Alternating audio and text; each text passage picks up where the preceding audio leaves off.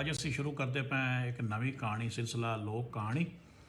ਇਹ ਕਹਾਣੀਆਂ ਜਦੋਂ ਪੰਜਾਬ ਦੇ ਵਿੱਚ ਇਹ ਮੀਡੀਆ ਕੋਈ ਨਾ ਟੈਲੀਵਿਜ਼ਨ ਕੋਈ ਨਾ ਆਉਂਦਾ, ਉਦੋਂ ਲੋਕ ਇਕੱਠੇ ਜਦੋਂ ਵੀ ਆਉਂਦੇ ਹਨ, ਦੁਪਹਿਰ ਨੂੰ ਹੋਵੇ ਨਾ ਰਾਤ ਨੂੰ ਹੋਵੇ ਨਾ, ਇੱਕ ਦੂਏ ਨੂੰ ਕਹਾਣੀਆਂ ਸੁਣਾ ਕੇ ਆਪਣਾ ਵੇਲਾ ਟਪਾਉਂਦੇ ਹਨ।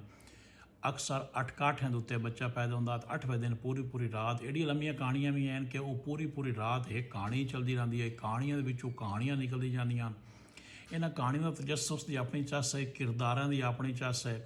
सीधियां साधियां बेशक कहानियां ने लेकिन बहुत खूबसूरत ने, दिलचस्प ने, सुनो तो चस लो। अज मैं जी कहानी पढ़न जा रहा उसका टाइटल है जी फकीर बादशाह। ये किस तरह करनी इस तो मजबूरी होती है कि बहुत ज़्यादा अपलोडिंग नहीं होती साढ़े को, थोड़ा पता है नैट की की सूरत हाल है। दूसरे नंबर पर फिर थोड़ी करके चस भी तजस्सुस भी बढ़ता जाए। ये कहानी अगर पसंद आ जाए तो इसनों पेज में लाइक तो फॉलो कर लो तो कमेंट भी करो, सजना तक पढ़ाओ जी। फकीर बादशाह। एक आ बादशाह उसका नां तो कुछ होर आ, पर मुल्क उसनूं फकीर बादशाह आखदा। फकीर इस पारों जो अपनी रियाया का बड़ा ध्यान रखदा। जो भी कोई सवाली उहदी कचहरी विच आवे आ वो खाली ना जावन दिंदा।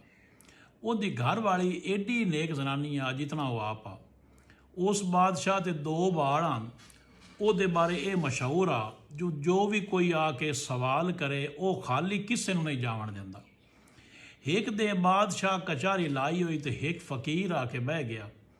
बाकी लोगों बादशाह नूं अपनी रजोई पेश की जिमें किसी की हा वो करते हैं, वो सारियां दी मन लई।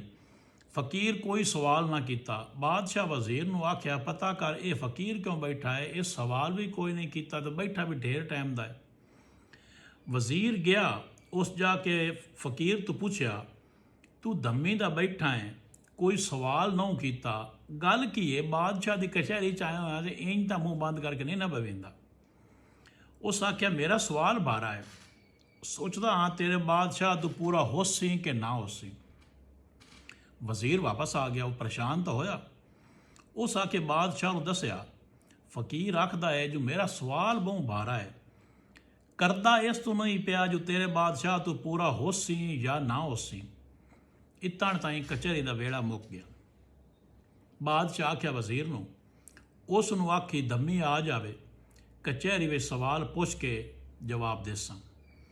अगू दमें बादशाह मुड़ कचहरी लाई। वो लोगों की गल्लां सुनदा रहा तो काम करेंदा रहा। जावें लगा वेख्या तो फकीर मुड़ बैठा। उस मुड़ वजीर नूं घल्लिया फकीर का पता करन काण।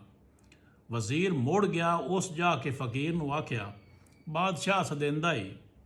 फकीर आख्या बादशाह नूं आखी धम्मी सोच के आवे, मेरा सवाल पूरा कर भी सकता है कि नहीं। वजीर गया, उस जाके बादशाह नूं दसिया। बादशाह आख्या उन्होंने आख मैं अज तक किसी नूं भी खाली नहीं हाथ नहीं घलिया, मैं उहदा सवाल पूरा करे सां। कचहरी का वेड़ा मुक गया। बादशाह महल च वग गया। घर जाके उस बादशहजादी नूं फकीर वाली गल दसी।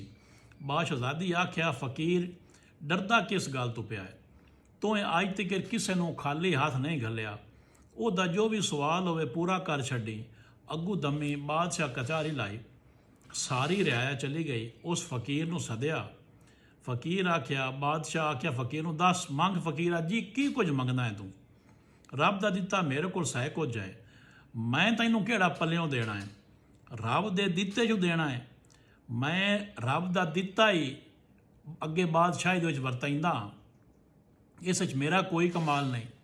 फकीर आख्या बादशाह सलामत, तैनूं बादशाही भी रब दिती है, मैं इस बादशाही का सवाल करेंदा।